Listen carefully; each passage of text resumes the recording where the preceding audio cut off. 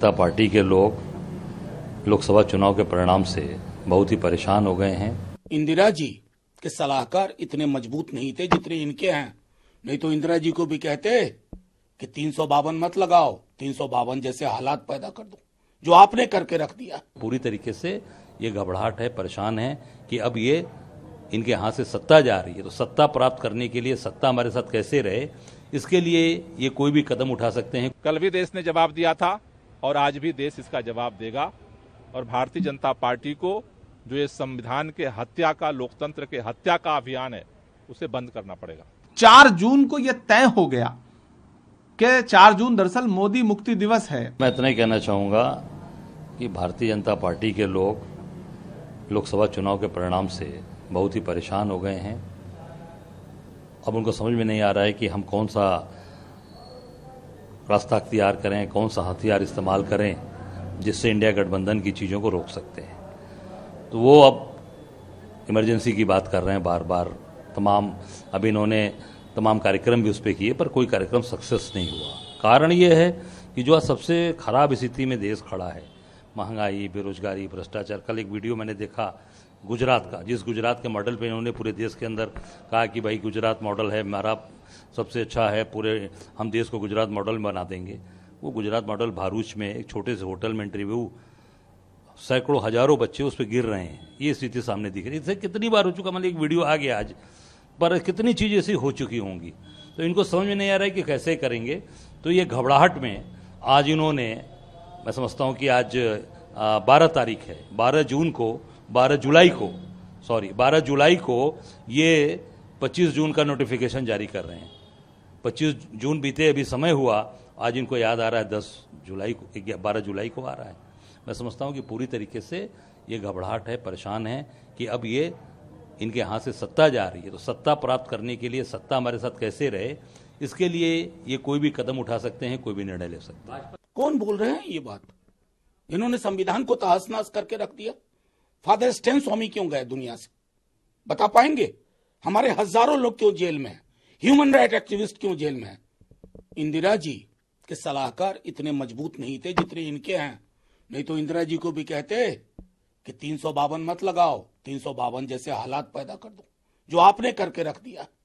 High court की क्या टिप्पणी थी हेमंत सोरेन जी के बारे में? पूरे देश में विपक्ष के नेताओं के साथ क्या कर रहे हैं आप? तो खुद संविधान को तार तार कर रहे हैं। मैं हत्या नहीं बोलूंगा क्योंकि इस तरह के शब्द आप ही को सुहाते हैं। गांधी जी 30 जनवरी को उनका असैसिनेशन हुआ, बोलिए गांधी हत्या दिवस, और किसने हत्या की, उसका वैचारिक रुझान क्या था, किन संगठनों से ताल्लुक था, स्वीकारिए ना। आईना सामना रखना चाहिए।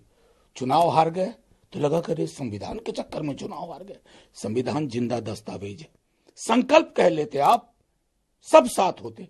अभी कुछ वर्ष पहले आपने विभाजन विभीषिका दिवस, कोई बोल भी नहीं रहे आप लोग। मतलब एक सरकार का काम क्या होता है? जनता के साथ मिल करके उस किताब की हिफाजत करना। हिफाजत आप नहीं कर पा रहे हैं। आप तो पन्नों को तार तार कर रहे हैं, स्याह बना रहे हैं संविधान को। लेकिन भारत की जनता ये आपके जुमलों में अब आने वाली नहीं है। आपको समझ चुकी है, आपकी राजनीति को समझ चुकी है। मेरा आग्रह होगा, ये भी पता कर लीजिए किस किस ने माफी मांगी थी इमरजेंसी में। बहुत कष्ट होगा आपको, आपके ही लोग थे, माफी मांग रहे थे, मेरी तबीयत ठीक नहीं है, मुझे बाहर कर दीजिए, मैं उस पर्व में आपके साथ हूं। नाम बताऊं कौन कौन लोग थे? दोहरा चरित्र नहीं चलता। चरित्र साफ कीजिए, मनसा वाचा कर्मणा साफ कीजिए। ये हेडलाइन मैनेजमेंट करने की एक कोशिश है। सरकार बहुत सारे मुद्दों पे घिरी हुई है, तो हेडलाइन मैनेजमेंट करना चाहती है। दरअसल मौजूदा सरकार की जो पार्टी है और उस पार्टी का जो मातृ संगठन है, उसने कई वर्षों तक तिरंगे को नहीं माना, संविधान को नहीं माना। और आज भारतीय जनता पार्टी के बड़े बड़े नेताओं ने पिछले चुनाव में, लोकसभा चुनाव में, अनंत हेगड़े से लेकर के, लल्लू सिंह से लेकर, दिया कुमारी से लेकर के, उनके पोस्टर बॉय अरुण गोविल तक ने संविधान बदलने की बात की। और अगर ये संविधान के रक्षक बनने की बात कह रहे हैं तो आज तक इन्होंने अपने नेताओं पे कोई कार्रवाई तक नहीं की। हमने लगातार संविधान बचाने की बात की। राहुल गांधी जी ने संविधान लेकर के देश को बताया कि संविधान यह है और हमें इस संविधान को बचाना, और जनता ने उस पर मोहर लगाई। 4 जून को यह तय हो गया कि 4 जून दरअसल मोदी मुक्ति दिवस है। जयराम रमेश जी ने बहुत अच्छी बात कही है। और ये सरकार अब कितनी भी कवायद करे, कितने भी इस तरह के नोटिफिकेशन करे, उसका जनता पे कोई असर नहीं पड़ने जा रहा है। और होना तो ये चाहिए था कि 2 करोड़ नौकरियों का नोटिफिकेशन होता, युवा तो उसका इंतजार कर रहा है, महंगाई का नोटिफिकेशन होता, कम हो रही है महंगाई। लेकिन ये सब छोड़ करके इसको मुद्दों से ध्यान हटाना है सरकार को, इससे ज्यादा कुछ भी नहीं। हम संविधान बचाने की लड़ाई कल भी लड़ रहे थे, आज भी लड़ रहे हैं और आगे भी लड़ते रहेंगे, और इस सरकार को संविधान से खिलवाड़ नहीं करने देंगे।